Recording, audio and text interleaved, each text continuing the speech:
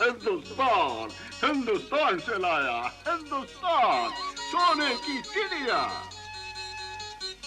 हाँ, dollar, dollar, सोना, हिंदुस्तान। भारत को सोने की चिड़िया जिस जमाने में कहते थे, वो बहुत पुराना जमाना था। अरब और ईरान के व्यापारी भारत से व्यापार करते थे। फिर वे माल लेकर यूरोप के देशों में जाते थे। इन व्यापारियों से जब यूरोप वासी सोने की चिड़िया का हाल सुनते, तो उनके मुंह में पानी आ जाता था। लेकिन उन्हें भारत पहुंचने का रास्ता नहीं मालूम था।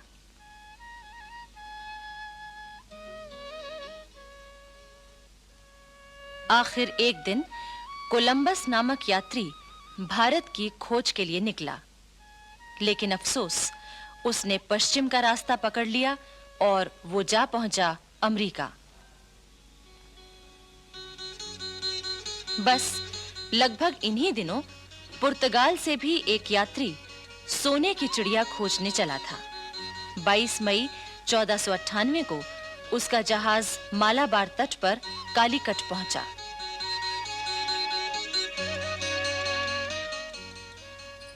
उस जहाज का कप्तान था वास्को डी गामा। अनेक मुसीबतों से जूझता हुआ वो भारत पहुंचा था। उस समय कालीकट में सामुरी नाम के राजा का शासन था। इतिहास में उसको ज़ेमुरिन के नाम से भी कहा गया है। वास्को डी गामा सामुरी के दरबार में गया। उसने सामुरी को कीमती भेंट दी। सामुरी ने वास्को डी गामा का स्वागत किया। वास्को डी गामा ने सामुरी के राज्य में व्यापार करने की इजाजत मांगी, जो तुरंत ही मिल गई। 2 ही साल बाद, यानी 1500 ईस्वी में, पुर्तगालियों ने कालीकट में एक कोठी बना ली। 3 साल बाद उन्होंने कोठी की किलेबंदी कर ली। वहां अपने सिपाही नियुक्त कर दिए। बहाना ये था कि ये काम वो अपनी रक्षा के लिए कर रहे हैं। वहां एक फौजी अफसर अल्बुकर्क को किलेदार बनाया गया। दरअसल ये पुर्तगालियों की एक चाल थी। सन 1506 में उन्होंने गोवा से बंगाल तक अपना व्यापार फैला लिया।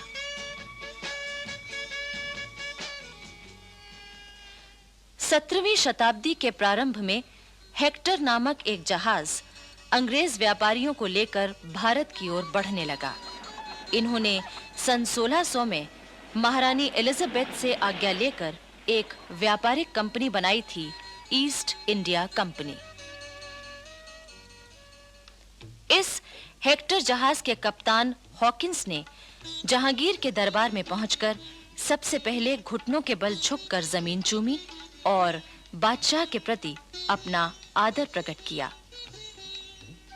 इसके बाद उसने इंग्लैंड के बादशाह जेम्स प्रथम का पत्र जहांगीर को दिया। जहांगीर ने अंग्रेजों को भारत में व्यापार करने की आज्ञा दे दी। तब सन 1615 में इंग्लैंड के बादशाह ने सर थॉमस रो को मुगल दरबार में अपना पहला राजदूत बनाकर भेजा। धीरे-धीरे अंग्रेजों ने अपना व्यापार फैलाया। उन्होंने पुर्तगालियों की जड़ें कमजोर की, उनके जहाजों को लूटना शुरू कर दिया।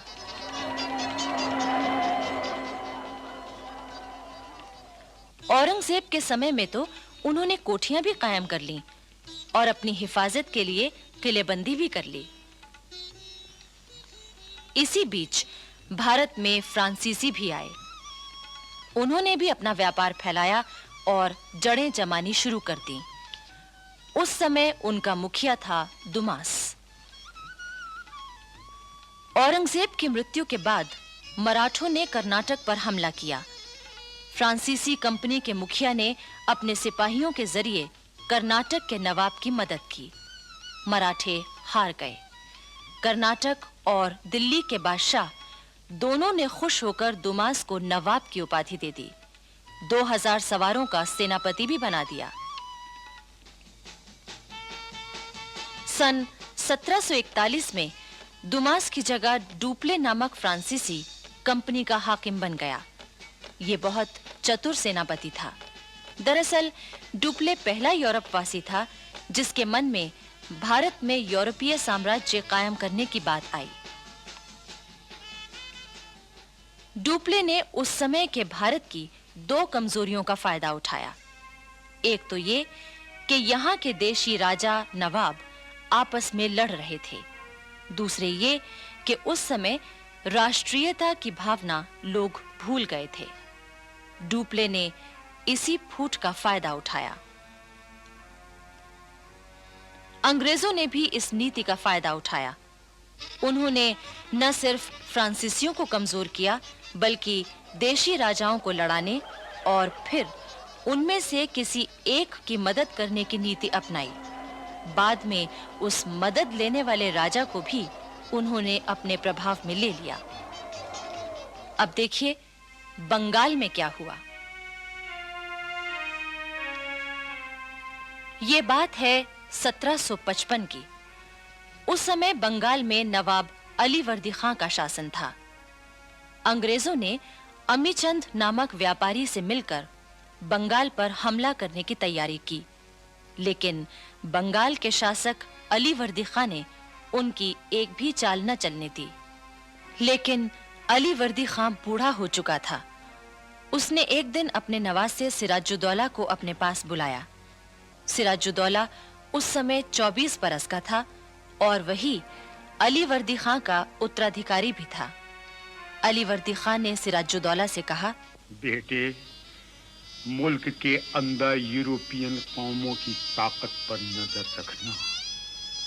रियासतों के घरेलू झगड़ों के बहाने इन लोगों ने मुगल शहंशाह का मुल्क और शहंशाह की रियाया का धन माल छीनकर आपस में बांट लिया है। इन तीनों यूरोपियन कौमों को एक साथ कमजोर करने का ख्याल ना करना।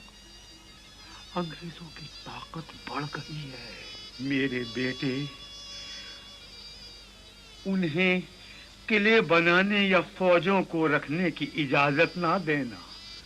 अगर तुमने ये गलती की तो मुल्क तुम्हारे हाथ से निकल जाएगा।